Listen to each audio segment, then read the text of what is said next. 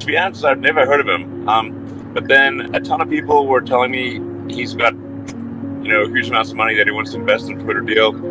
And I talked to him for about half an hour, and I know my meter was redlining. So I was like, this dude is full of. That was my impression. And so then I was like, but everyone, including major investment banks and everyone were talking about him like he's walking on water and has $1 zillion. And I'm like, that's not my impression. And my prediction to the investment banks, which some of it is you've seen on text because it was in a court case, was that that dude is just, there's something wrong, and he does not have capital, and he will not come through. That was my prediction, and that is definitely what happened. I'm not the expert on crypto, but I think there probably is a future for Bitcoin, Ethereum, and Doge.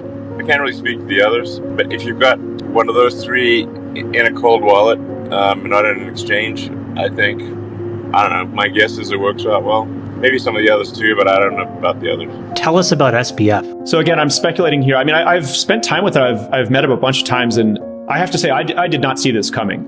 He appeared to me to be a very bright, credible, competent person, perhaps a bit young, perhaps, a bit reckless at times, but not unethical and not committing fraud. I definitely did not see that.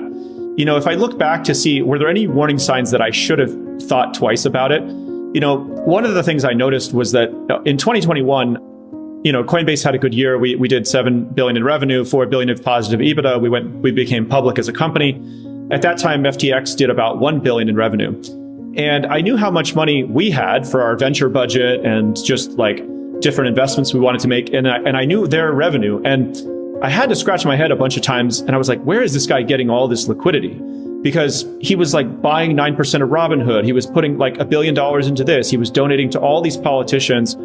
And I was like, it did not make sense to me where he was getting all this cash. People just kept telling me, oh, his market maker Alameda is just printing cash. And I was like, okay, I guess, it seems like a conflict of interest to own an exchange and a market maker. That's why we haven't done it, but more power to him, I guess. And so I was surprised. I didn't speak up.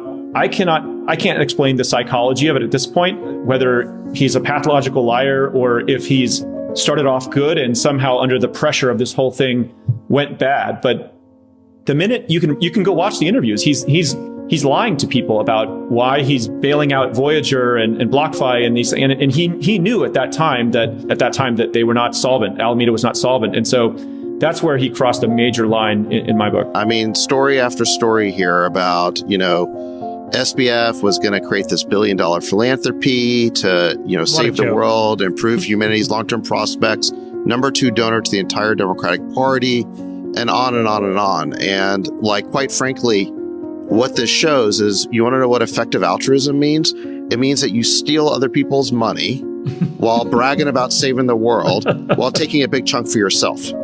That's what it means. Who did SBF give all this money to? Because he was touted as one of the future biggest donors to the Democratic Party. If you want signals, I would say there were some pretty big signals here. Number one, he said he's going to donate $1 billion to the Democratic Party.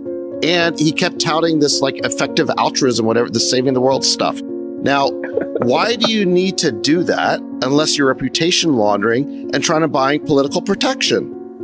Come on. Okay. You don't think that was a little bit of a signal? I'll tell you an even more explicit signal. He pitched us in that $17 billion round, and I did a Zoom with him. And after the Zoom, I'm like, this doesn't make much sense, but I'll have my team do some work. We did some work, and we sent him a 2-page deck. And we said, here are our recommendations for taking the next step. One was the formation of a board. The second was the creation of dual-class stock. The third was some reps and warranties around affiliated transactions and related party transactions. And the person that worked there called us back and literally, I'm not kidding you, said, go yourself.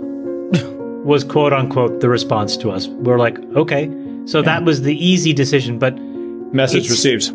Message received, but I still thought, okay, I'll just put that in the bucket of these guys are unbelievably arrogant and smug. But Brian, I thought what you thought, which is maybe it's because they've created some money-making machine in the Bahamas, and so they have that level of confidence. But then to see this thing to the extent of which is now, we're only scratching the surface, guys. We're going to find out stuff every day. The postmortem is going to be crazy. But Brian, to the question I asked before about the SEC and what should happen, you said, I want to pick up on what you said, which is the SEC doesn't seem motivated. Why is the SEC, in your mind, not motivated? Well, I think you're right.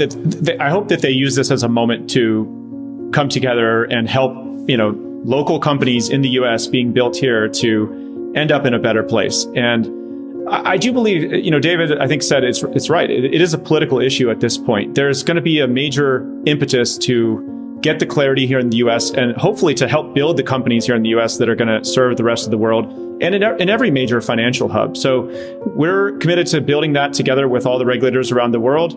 And crypto's here to stay. This is a temporary setback, but I'm here to keep building and make this thing happen. And the most important thing at this point, Brian, is that the United States makes a decision on, do we want to be in crypto? Do we want to have a say in this and create a regulatory framework that entrepreneurs like yourself can deal with? Doge to the moon. I mean, I think so.